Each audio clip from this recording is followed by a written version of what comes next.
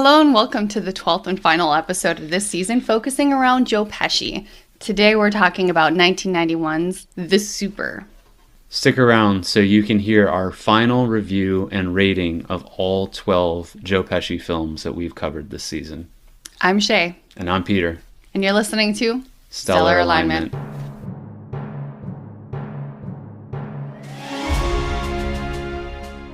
Welcome to episode 12, our final episode of the first season of Stellar Alignment, where we have covered Joe Pesci.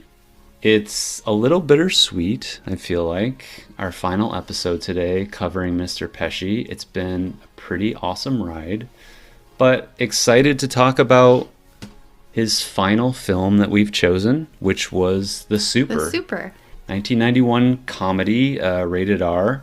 Starring Joe Pesci, of course, Vincent Gardenia, Madolyn Smith Osborne, Ruben Blades, and Kenny Blank. Directed by Rod Daniel. His most notable other film, at least for me, is he directed Teen Wolf, which is one of my all-time favorites. The original Teen Wolf with Michael J. Fox. Okay. Also directed lots of television, K-9 with Jim Belushi, Beethoven's Second. So we have a bit of a tie-in to last week's Home Alone and John Hughes. Because nice we know crossover. that John Hughes also wrote Beethoven. And I believe Beethoven the Second. And directed a movie called Like Father, Like Son, a body swap comedy with Dudley Moore and Kirk Cameron. Freaky Friday. Kirk Cameron, really? Yes. And I remember this movie. I'd watched it a lot as a kid. And I'm trying to remember if this was the first body swap movie I'd ever seen. Oh, like before all the others? It could be this, or it could be the original Shaggy Dog. Do you remember that? I do remember Shaggy Yes. Dog. I don't know if I've seen the original. The one from like the 60s with, I forget the actor's name. Okay, maybe. It's black and white. Oh, no, definitely not. Definitely haven't seen it. I haven't seen it. They've been doing body swap comedies It's the best thing since ever. the invention Like, what of- if you woke up and you were in this different environment and it would be hilarious? Yeah. Not even the invention sense. of cinema or television, but the invention of cave paintings. They started No. body swap I don't cave think paintings. There's a lot of lessons to be learned there. In cave drawings?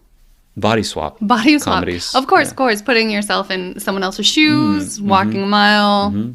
Similar to what happens in today's Oh, film, The Super. It is. You like how I just brought that 360? Written by Sam Simon. Simon Salmon. Written by Sam Simon, who, for me, this was I think the biggest thing to note for Sam Simon. He did a lot of television writing, but and wrote a few other films, but nothing that I'd ever heard of. A lot of unknown names, at least in my opinion, for this. Sure. Of course, you've got Joe Pesci, and little piece of trivia here. This is his first top billing. Really? 1991, The Super is the first time Joe Pesci gets top billing. He's already been in quite a few movies. He has, though. but he's never the tippy top, the lead, right? He's Okay. always co-starring or something like that. Not much other people to know as far as actors go either. Vincent Gardenia who plays his father in the movie, had done a lot of things, but nothing of huge fame. And unfortunately, he died just a little over a year after The Super came out. Other than that, you've got child actor Kenny Blank, who plays Tito, really well. And I think him and Pesci have A good chemistry. chemistry.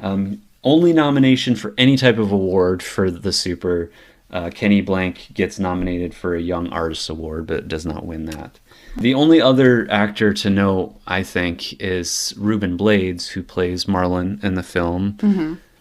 And I've seen him over the years. I think most recently he had a huge role on Fear the Walking Dead. That's where I know him from. Every time I see him pop up, though, I'm always like, hey, it's the guy from The Super. Because I saw this movie when I was like 8 or 9 years old. I remember my dad showing it to me. You recognized him from this movie that long Yeah. ago. So he's always just the guy from The Super, even though he's done a lot of other work. Movie opens with Joe Pesci narrating. It gave me Casino and Goodfellas vibes, just because it opened with Pesci narrating and talking about his childhood and about how his father's a slumlord. Words of wisdom were kind of crooked and slimy, and we get that impression right away. Yeah. Super cute, like cartoonish kid that they had playing young Pesci's character, though. That was funny. Yeah. Should we give him a week off? Yes. Yeah. You can tell in the beginning of the movie that his son has a heart and cares for people in that one moment, right? And that's kind of where the movie takes us, right? Exactly. He's a good guy on the inside. He's just raised by some crooked ideas. A piece of shit father who just cares about money and doesn't care about... when he gets his first building, they don't even hug. Yeah. Hands him over the keys. Big Lou. Yeah, he refers to him as Big Lou. He never calls him Dad, which is kind of distancing. And there's that relationship between father and son. And then doesn't even hug his son when his son goes in for the hug when he gives him the building. And yeah, we can see a little bit of this father-son dynamic, which eventually resolves itself by the end. This is something that we talked about before we started rolling, but... I've seen this movie, it's been a long time, but I've seen this movie a few times, so I knew what to expect. But I asked you when the movie ended, did you know where that movie was going pretty much from the start? Absolutely. Yeah. Yeah. You know what's going to happen. This is very cookie cutter film. It's predictable. As soon as he hands over the building and then forced to live there by a judge because he's not, tons of violations. Right. Just like code, living environment, electrical's bad, rats. Just a slumlord. I mean, it's literally like the worst that you can. Yeah, you can let people live in something like that is pretty shitty, and you can kind of tell right away, like, oh, I see what's going to happen. He's going to learn his lesson. He's going to realize that these are people too, and then eventually he's going to help everyone. Exactly. And there's going to be some sort of like resolution between him and his father, right? And that's exactly what happens. The thing about this movie is it's not considered to be anything great. The ratings aren't super high on it. Critics didn't really give it any second thought. Right? And it only got back half of the amount of money that they put into filming it. It's very shallow. But I would say that like it's a pretty solid screenplay. It's got a lot of funny scenes. You've got a strong lead. The only thing that it suffers from is just being generic. That's true. I laughed a ton. You're giggling a lot. Pesci's funny, man. Like, if we've learned anything over the last 12 episodes, it's that Joe Pesci knows how to be funny. Knows how to be charming. Whether he wants to or not. And that's another good point, is like, in the beginning of this movie, he's a real piece of shit himself because of how he was raised. But he's still somehow charming. He's still charming for some weird reason. Like, in the beginning, they make him out to be a total a-hole. And that's absolutely on purpose. You know, getting money from people, denying their requests for things to be fixed and, like, better living conditions. And he's a money grubber. Not even that far in, you can tell he's still charming and... Right.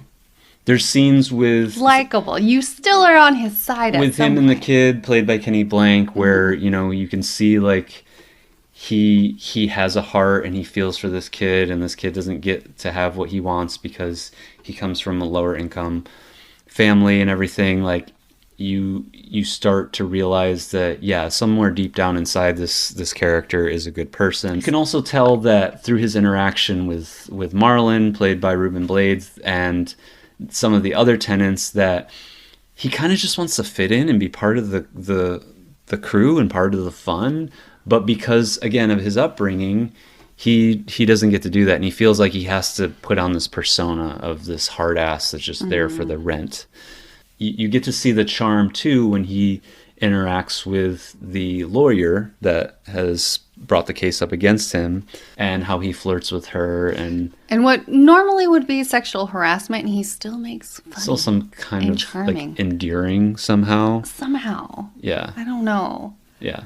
Early 90s, right? Like, yeah, that type of like stuff allowed or... You wouldn't find it even as a joke anymore in a movie. Just No. like they stopped making those movies about But there's 8, this 10 years ago. one scene where Joe Pesci is like following her to the car, asking her out to dinner, like complimenting her in very like unprofessional ways. She's there for business. She keeps talking about the building. She can handle her own. He's like a little magnet. He keeps like crowding her, putting and his, she keeps like pushing him away, and then he'll come right back Yeah. and then push him away. I giggled so much. You were laughing quite a bit. Yeah. There's something about Joe Pesci. I don't know. He's funny. He gets it. A lot of Pesciisms. I don't know if this film is at the pinnacle of the Pesciisms, but the sporadic movements when he's like we've dancing seen in Home Alone and in Lethal Weapon, it's hard to say, right? Like thing. It's just the way he moves his body. He did this slouching thing throughout the movie where I kind of felt like added to the humor of his character, but also I think it was a way to make Joe Pesci, someone who's I think 5'3", seem even smaller, to kind of paint how kind of small of a person morally he was. Possibly. A little bit. And maybe I'm reading into it a little too much. Maybe. But Pesci playing basketball was the funniest thing ever, especially when they were winning, because obviously it was a hustle for money. Yeah. But just like when you saw those close-up shots, I knew he was just like... He's just like so...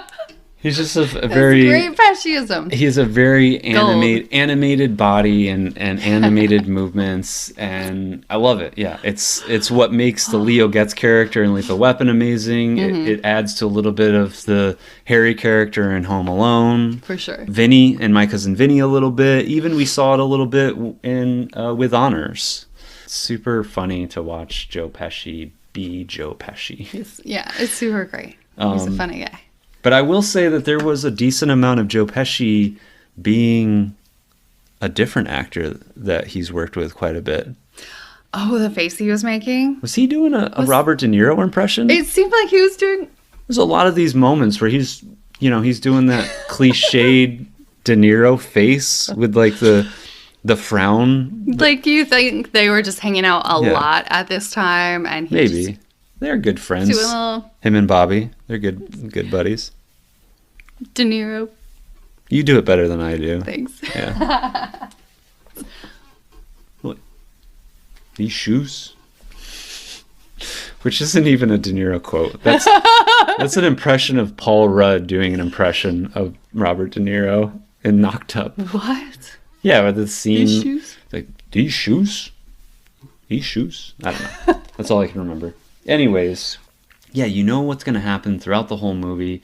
You've got these good scenes where he interacts with the tenants, which are really fun. You mentioned the basketball scene, but the 3-card monte scene, and then the first time that they're having a party where he kind of says, hey, keep it down, and then the second time where he joins in and he does, and he like dances for everybody. It was great. Right. It's pretty great. And you get a little MC Hammer in there. Super 90s, this movie. You get the Everybody Dance Now at some point. And then just like the power guitar, the 90s, late 80s, 90s power guitar that remind me so much of the riff from Lethal Weapon too. Just that. I don't know. One of the tenants was recognizable. Yes. You're talking... I'm going to attempt to pronounce his name, but I'm probably going to butcher it. But Abdoulaye Ngom? That guy? Yeah. Yes. Who we recognize from Grandma's Boy. And other Adam Sandler joints. Yes. Yeah. It seems like that friend group adopted him as well. Yeah. He's Mr. Brought him back for a couple things. Mr. Shockaloo? Yeah, I think that's what his name Grandma's is. Boy, yeah. With the deer weed. Yeah. Do I have antlers? Probably important to note that this is a plot inspired by a man named Morris Gross, who was sentenced to live in a neglected apartment of his where there was more than 400 code violations, which is the first time that had been done in New York City. So this is not something that is fiction. Apparently, slumlords, it's a good way to punish them and get them to realize, like, hey, it's not cool to treat people like this, and that you can't expect them to pay to live here if you're not keeping up the building, right? I think I would have liked this movie a little bit more if the ending wasn't so abbreviated. Something happened, and it's pretty abrupt. Yeah, and then like they just didn't burn the house down. So like, well, yeah, I mean that's the ending. Pesci's character, little Louis, realizes that it's not cool to let human beings live in this way, and he has a heart because he also has to live there. He's built relationships with these people and realizes that you can't treat people this way, even though his father's like, don't fix a single thing, which is like, how's that even possible? Like, that you just have this building that's just so run down. But he comes around, and Big Lou decides that he's going to set a fire on top of the building to get it condemned, which also is like, what happens to you've condemned the building? How are you going to make money off of it anymore? So that's a separate topic. Yeah. I'm sure there's a way to just make money off of empty properties. Maybe. Joe Pesci's character realizes what his father's going to do, and he puts a stop to it with the help of the tenants who now have his back. And that's just kind of the end. Like, they have a moment, him and his father, where he's like, you just can't do this to people. And for whatever reason, like, his dad is a hard ass the entire movie, and then all of a sudden he's like, just like, yeah, you're right, which is a little forced. But they do have this hug, right? Sure. Which we mentioned before. His father wouldn't hug him, and now he's able to hug his son, which is kind of this resolution. Anything else in the building? We don't see anything with the romantic lead. It's just very abrupt, and all of a sudden it's a farewell, and they give him like a farewell that he sort of deserves. Well, they do. They touch on everything so briefly. Is like I don't know if it's like 3 months later or something, but he's had a bunch of work done on the building. It's looking nice. The tenants are happy. He decides that he's going to make Marlon the actual superintendent, and they do kind of. They touch on this romance between him and the lawyer throughout the film, and towards the end, as he's coming around, she does start to show interest. She calls him by his first name. They never lean into it, and I think that's actually a good thing. I think if they added this whole other romantic thing on top, that it would be too much. It kind of bothers me when they force romances in movies. Like, totally. If that's the point of the story, great. But if it's like this side story that really has nothing to do with the actual plot, a lot of times it feels forced. That's fine. And nothing against almost 50-year-old Joe Pesci, but this lawyer is supposed to be like in her early 30s, and it's like, are we really going to buy this? I don't know. I will agree with you, though, that the ending is a little abrupt and a little too cookie cutter, but the whole movie's cookie cutter. And I do think that there's a lot of funny parts. Even having seen it before, there was times when I chuckled. You were cracking up a whole bunch. I was cracking up. You got, your fair share of Joe Pesci today with the super, and it kind of feels like a bit of little bits of Pesci that we enjoyed in different aspects of different movies all throughout the season that we get all kind of in all one, funny, but we also get a hard ass, albeit like, a comical hard ass, not your typical Casinos or Goodfellas type, but overall a decent comedy that didn't do super well during its time, which, well, why don't we get into that, right? Yeah. Unfortunately, the Super, having only been rated by 9 reviews on Rotten Tomatoes, has a 0% on the tomato meter.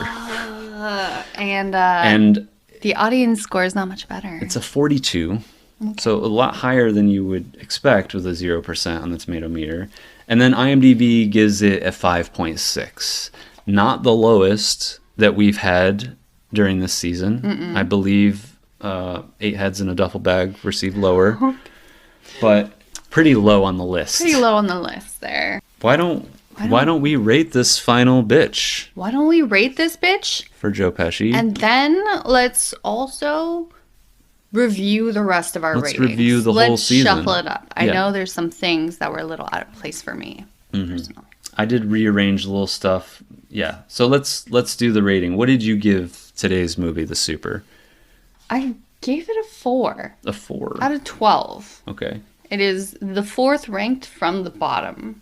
I gave today's film, The Super, a 3. So like you said, 3 out of 12, 12 being the highest. Yes. But why don't we dig in, and we will go back through our last 12 episodes and actually 15 films, because we did have a couple episodes that had more than one film. Multiple films. We can talk about the ratings and see how they all line up against each other. So we were repositioning. We've shuffled. I think we both shuffled around a couple times that had a different score prior to today.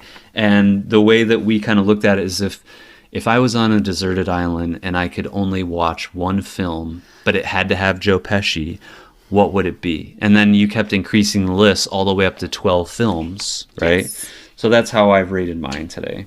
How about I'll go first? You go first. And then, okay. For number 1, I've got 8 Heads in a Duffel Bag. Number 2, Easy Money. That was with Rodney Dangerfield. Okay. Today's film, The Super, at number 3. Number 4, and I know that I'm going to maybe get some blowback from the audience, but I've got Raging Bull. Again, this is my own personal Raging Bull rating. Which had tons of awards. Right. As a number 4. Number 5, I've got Home Alone. So that's Home Alone and Home Alone 2, Lost in New York. Oh, really? Only 5. Number 6, With Honors. One of our earlier episodes. Nice. Starring Oscar winner Brendan Fraser. Big ups to Brendan Fraser. Won an Oscar since we did our With Honors That's awesome episode. for him. So I'm so happy for him. good for him. Excited to see The Whale. We haven't seen that yet. At number 7, I've got Lethal Weapons 2, 3, and 4. Those are all of the Lethal Weapons starring Joe Pesci as Leo Getz. At number 8, I've got My Cousin Vinny. Number 9, JFK. Number 10, Casino. Number 11, Once Upon a Time in America. Amazing film that neither of us had seen. We had never seen that before. It's a 4 and a bit. Yeah. And ours, it's amazing. Amazing film. It's amazing. I wish it was longer. I wish I knew what happened. Not top of the heap for me, because I've got Goodfellas coming in at number 12. Top of the heap. Okay. Joe Pesci's Oscar-winning performance as Tommy DeVito. Boom, boom. Yes. Love it. How do you match up? Okay. I'm going to get some blowback. So number 1, being the lowest on the ranking, 8 Heads in a Duffel Bag.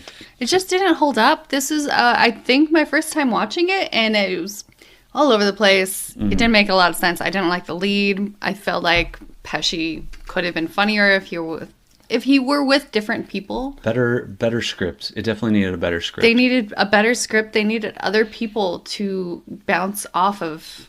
I mean, I feel like the trio in that side adventure they didn't have good chemistry. Pesci wasn't allowed to be as funny as we know he can be. He's super funny, right, guys. My number 2 is Raging Bull. I'm only saying this because it's not my type of movie. It's not my type of movie either. I'm never going to watch it again. I can appreciate Raging Bull for Martin Scorsese and for how it holds up in cinema. Robert De Niro's amazing dedication to it. He got big. These are huge things that we really did enjoy about a movie. Absolutely. But as far as the movie as a whole, and again, like we said, on a deserted island, what are you going to want to watch if it's got Joe Pesci? Yeah. It's not going to be this one. Raging Bull is going to be at the lower end of the list for us. Yeah, this is not. And that's okay. Number 2 from the bottom. I'm so sorry. It's not for me. You don't need to apologize. I do feel like I'm going to apologize to the more serious people out there. Nope. Because Home Alone is pretty high on my list. Stand by your decision. Okay. I'm standing by it. Number 3 is going to be Easy Money. And I'll tell you why Easy Money beat out Raging Bull. There's this one scene where after the wedding, the father of the bride comes down. He's like dancing in his backyard. And he comes down the stairs. I laughed so hard I almost peed. That was the best scene in the world. Rodney Dangerfield has his own Pesci-isms, Who right? knew? This weird little bug-eyed, like, can't stand still, weird man.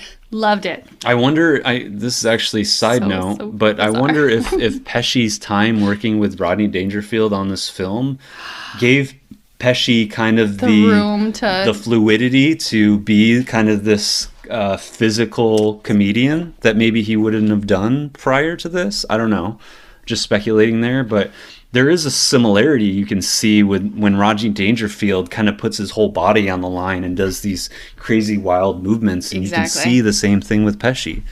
So interesting note there. Sorry, go ahead. Yeah, no. I love that. I hope it made him a little more physical, because the Pesci-isms are just physical comedy done by Pesci.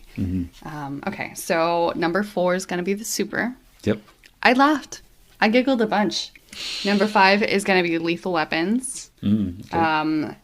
It's pretty low on the list for me. I used to love Lethal Weapons, especially the 4th one, because of Jelly. But I realized that maybe the characters are a bit of bullies. Like, rewatching it again, they seem mean. Number 6 is going to be Casino. Well done. Number 7 is With Honors. And I'll tell you why With Honors is beating Casino. It's because With Honors made me cry. With Honors was a tearjerker. It was campy, and there were cheesy comedy lines. That doesn't really bother me. But when I cry, it means I've attached myself to some storyline. Yeah. If it can get that type of reaction out of you, then it must be doing something right. I definitely felt the same way. Yeah. Number 8 is going to be JFK. Good movie, very exciting. Even though it was a lot of exposition, but it was a great movie. 9, Home Alone. We rewatched it. Holds up. I love Christmas movies. Yeah. It's like the feel-good movies. Number 10, My Cousin Vinny. Holds a special place in my heart. Number 11, Once Upon a Time in America. Are you sure? How can you be so sure? Once Upon a Time in America is number 11. It was great. This was the first time we watched it. I watched the whole thing. We were on the edge of our seats. Barely any, like, words in it. And you're, like, glued to the TV. It sucked us both in. It was amazing. I think, for me, out of all of these films, the one that surprised me the most is probably Once Upon a Time in America. I was dreading it. And I was like, I'm glad we're getting this out of the way earlier. But yeah, it was our 3rd episode. But it was good. It was great. It was a great movie. I'm glad we watched it. Absolutely. I would watch it again. Number 12, Goodfellas. It was super great. Goodfellas. We line up on number 1 and 12. We line up on those. I think otherwise we're close though in most everything else. Sure. Aside from maybe Lethal Weapon. Yeah, we've got a few that are. Home Alone and Casino were kind of switched for us. But we're pretty similar. I liked Casino. I'm glad that we watched it before Goodfellas. And I could tell that if we watched it in the reverse, I would also feel the same about Casino as I do now, and it would be lower on the rank. But this way, I wasn't guessing, like, did we not like it as much because we watched Goodfellas first? Or vice versa. Yeah, that's actually a good point, because, like, going into it, Goodfellas was the one that kind of was at the top of the heap for me. And I'd also seen it more, but having rewatched both of them, I felt the same way afterwards. It's like, Goodfellas is a better film for me. A lot of people out there who think the opposite. They think Casino's a better film, but I think Goodfellas is the better. Not that De Niro, Pesci together, always fantastic. Always good. Super fantastic. They play super great against each other. Even Raging Bull, something that was low for both of us. Yeah, definitely. They were good working together. I just liked that Ray Liotta was the lead and they were more side characters. Yes. Accessories. Love us some Ray Liotta. Yes. Yeah, I do. And, Ray Liotta as side note here, there is a new film coming out with Ray Liotta. We saw Cocaine Bear. We saw Cocaine Bear. I thought that was the last one. A few weeks ago. And, Ray Liotta unfortunately passed away last May. And we thought that maybe Cocaine Bear was his last role. But there is a film coming out next month with Charlie Day, Jason Sudeikis, and a whole bunch of stars. Of other stars. And Ray Liotta. Looks like a pretty funny movie. It's called Fool's Paradise, and I think it's coming out in either May or June. I'm not exactly sure, but we just saw the trailer yesterday, and May 12th. It looks like it's going to be a blast. Yeah. Doesn't include Joe Pesci, but we should mention that what does include Joe Pesci on May the 4th, and May the 4th be with you. May the 4th be with you. Bupkis, a show coming out, I believe, on Peacock, starring Pete Davidson. I think he's either playing himself or like a version of himself. Sure. And Joe Pesci is playing Pete Davidson's grandfather. So we're going to see Joe Pesci in front of the camera again very soon. So if you are a Pesci fan and you've been missing some Pesci, we can see 5'3" Pesci playing the grandfather of 7'3" Pete Davidson. This is gonna be great. Looks like it could be a decent show, as long as there's not too much Pete Davidson. There's nothing wrong with Pete Davidson. Sorry, he's a cutie. I haven't come around yet. I'm still open, but I don't fully. He needs to gain some weight, but he's a cutie. Fully get the appeal of Pete Davidson yet. I'm not saying things. Probably because he's a fragile little baby that women just want to take care of. So he's me. That's probably it. I'm just jealous because Pete Davidson's living my best life. Yeah, I mean, he's got way more tattoos than you at this point. Mm-hmm. So he's probably way more hung than I am too. I don't know. But anyways, we would like to get your feedback. Please let us know what your ratings of these films are. We'd love to hear that. You can leave it on our YouTube page.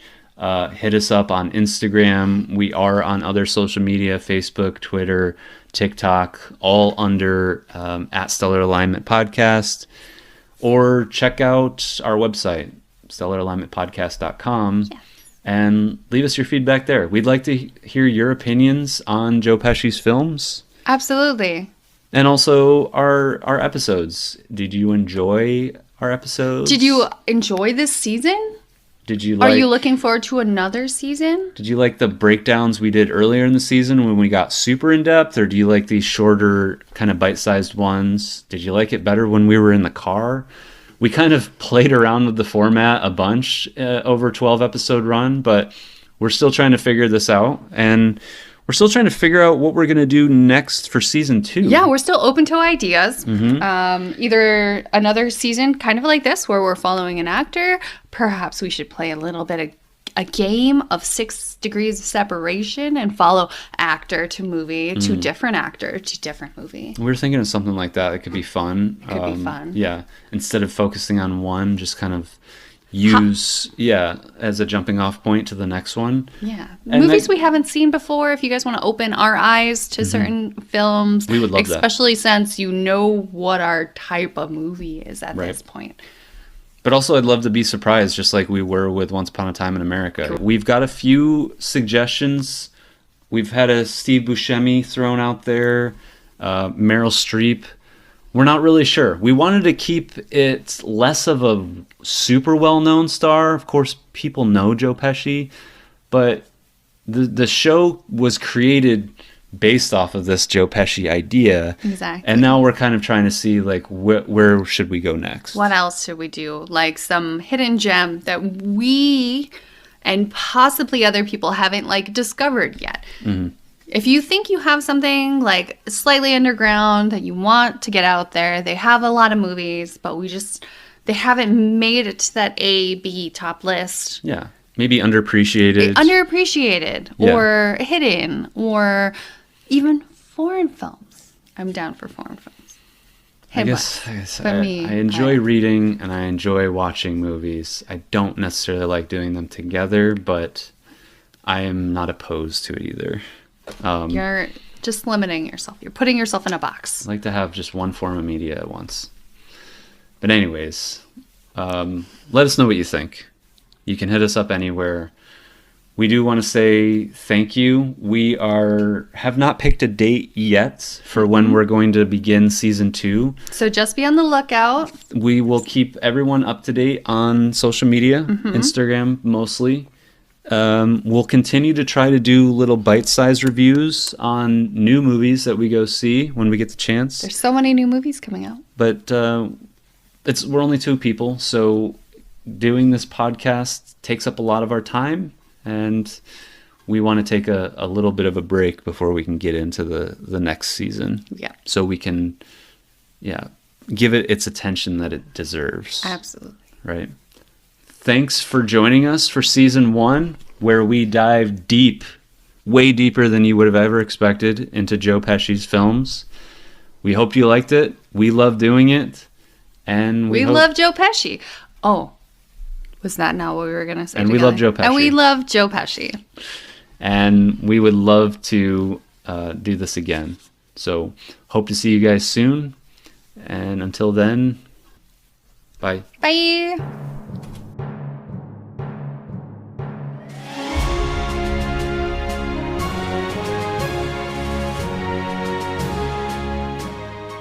That's what a good host is good for. Talking, obviously. I don't want to say goodbye, so bad bye, Regan. Bad bye.